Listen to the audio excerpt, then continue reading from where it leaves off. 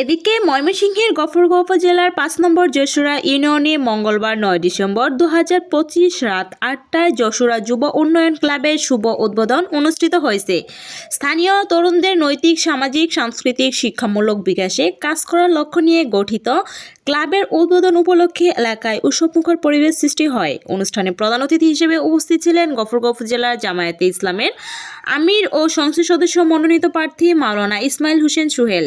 তিনি ফিতা কেটে ক্লাবটির আনুষ্ঠানিক উদ্বোধন ঘোষণা করেন। বিশেষ অতিথি হিসেবে আরও উপস্থিত ছিলেন বাংলাদেশ জামায়াতে ইসলামী গফরগাঁও উপজেলার শুরা সদস্য, যশোরা ইউনিয়ন জামায়াতের সভাপতি মাওলানা মাহমুদুল হাসান, বারবাড়িয়া ইউনিয়ন জামায়াতের সভাপতি মাওলানা আরিফুল হক, রসুলপুর ইউনিয়ন জামাত ইসলামের সভাপতি মাওলানা মোহাম্মদ মুকসেদুল আলম, রসুলপুর ইউনিয়ন জামায়াতের সেক্রেটারি মাওলানা এমদাদুল হক। অনুষ্ঠানটি সঞ্চালনা করেন ৫ নম্বর যশোরা ইউনিয়নের সেক্রেটারি জাহাঙ্গীর আলম। উপস্থিত ছিলেন বাইতুল মাল সম্পাদক তানজিউল হক, গফরগাঁও উপজেলা শ্রমিক কল্যাণ ফেডারেশনের সভাপতি মাইনুদ্দিন এবং স্থানীয় অঙ্গ সংগঠনের নেতৃবৃন্দ। প্রধান অতিথি মাওলানা ইসমাইল হোসেন সোহেল বলেন, যশোরা যুব উন্নয়ন ক্লাব একটি অরাজনৈতিক ও সেবামূলক সংগঠন। এটি তরুণদের শিক্ষার মান বৃদ্ধি, সামাজিক ও মানবিক কর্মকাণ্ডে তাদের সম্পৃক্ত করা এবং নেতৃত্ব বিকাশে গুরুত্বপূর্ণ ভূমিকা রাখবে। আমি বিশ্বাস করি এই ক্লাব এলাকায় যুব সমাজকে নতুনভাবে এগিয়ে নিতে কার্যকর ভূমিকা পালন করবে। বিশেষ করে আজকের দিনে সমগ্র গফরগাঁও জুড়ে নির্যাতিত মানুষের মুক্তির জন্য বাংলাদেশ জামায়াত ইসলামীর তৎপরতায় মানুষ আশান্বিত হয়ে মানুষ মুক্তির পহল বলছে। মানুষ গফরগাঁওয়ের পরিবর্তন চায়। সারা দেশে পরিবর্তনের আবহাওয়া শুরু হয়েছে।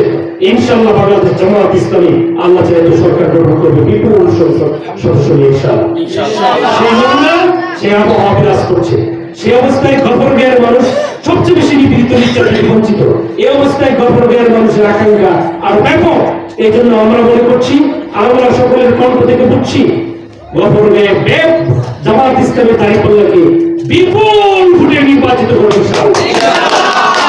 যশোরা যুব উন্নয়ন ক্লাবের প্রতিষ্ঠাতা পরিচালক মোহাম্মদ মাজাহারুল ইসলাম বলেন, যুব সমাজ একটি জাতীয় সবচেয়ে মূল্যবান সম্পদ। তাদের দক্ষতা, মনন, নৈতিকতা, নেতৃত্ব সমাজ পরিবর্তনের চালকা শক্তি।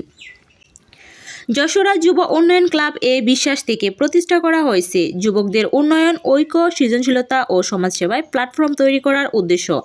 আমি আশা করি এই ক্লাব স্থানীয় যুবকদের স্বপ্ন, সম্ভাবনা এবং ঐতিবাচক পরিবর্তনের কেন্দ্রবিন্দু হয়ে উঠবে।